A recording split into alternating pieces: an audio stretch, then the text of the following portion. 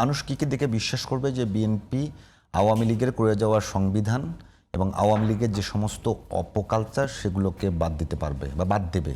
বিএনপির কোন আচরণ দেখে মনে হলো এরকম? আমি তো বিএনপির পরিচয় এখানে বসলাম। হ্যাঁ, বিএনপি আমি তো আজকে বলতে পারবো, এইটা কথা বলতে পারি, এই কথা বলতে পারি যে শুধুমাত্র প্রধানমন্ত্রীর চলাফেরা, না প্রধানমন্ত্রী চলাফেরাটা সীমিত খাওয়া দাওয়া এরকম কিছু দেখে সেটা তো সে যেটা করছে সেটা তো এদেশের রাজনীতিতে এদেশে তো প্রয়োজন ছিল।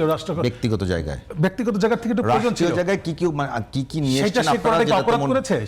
সেটা ভালো না। রাষ্ট্রীয় জায়গায় প্রধানমন্ত্রী চলাফেরা, প্রধানমন্ত্রীর ভালো দিকগুলো নিয়ে কেউ কোনো প্রশ্ন তোলেনি এখন পর্যন্ত, সেগুলো সাধুবাদ পাচ্ছে।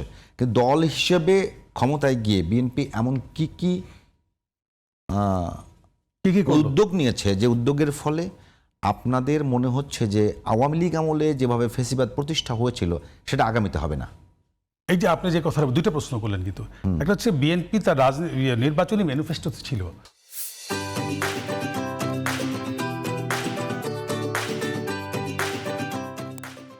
যে ম্যানিফেস্টোতে যে সমস্ত কমিটমেন্ট করেছিল সেইগুলি তো পালন করার জন্য ইতিমধ্যে তো অনেক কিছু হাত দিয়েছে, সেটা তো দৃশ্যমান। দেশনায়ক তারেক রহমান বর্তমানে তিনি বাংলাদেশের প্রধানমন্ত্রী, মাননীয় প্রধানমন্ত্রী, কিন্তু ক্ষমতায় এসে একটা দিন দেরি করে নাই। সে কিন্তু এসেই ফ্যামিলি কার্ড কিংবা আপনার যে মৎস্যজীবী কার্ড কিংবা আপনার ওই খাল কাটার প্রোগ্রাম এবং শেষ পর্যন্ত একটা বড় প্রোগ্রামে হাত দিয়েছে, সেটা হচ্ছে পদ্মা ব্যারেজ।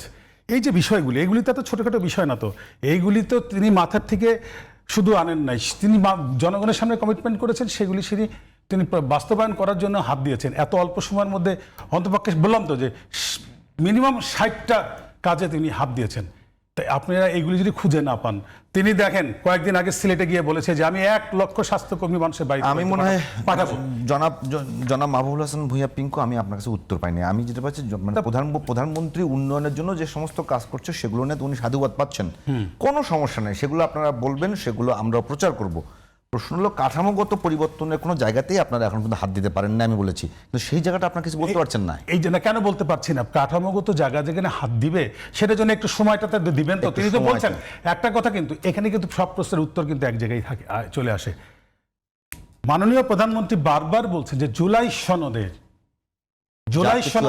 জুলাই সনদের মধ্যে নোট অফ ডিসেন্টের বাইরে যা আছে সবকিছু আমরা অক্ষরে অক্ষরে পালন করব, প্লিজ আপনারা একটু ওয়েট করেন। আপনি দেখেন সেই দেখার জায়গাটা। পিঙ্কু, আপনার কাছে কি মনে হয় নোট অফ ডিসেন্ট বাদ দিলে জুলাই সনদ আর জুলাই সনদ থাকে?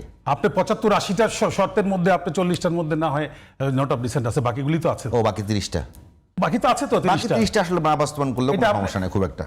না, এইটা আপনি বলতে পারেন না, কারণ তাহলে তো বিএনপি নির্বাচনের আগেই তাহলে এখানে নোট অফ ডিসেন্ট দিত না। তো যেটা পারা যাবে না সেটা তো নোট অফ ডিসেন্ট দিয়েছে, তার তো কমিটমেন্ট করে নাই তো। এটা তার তো নোট অফ ডিসেন্ট বুঝলেন কেন?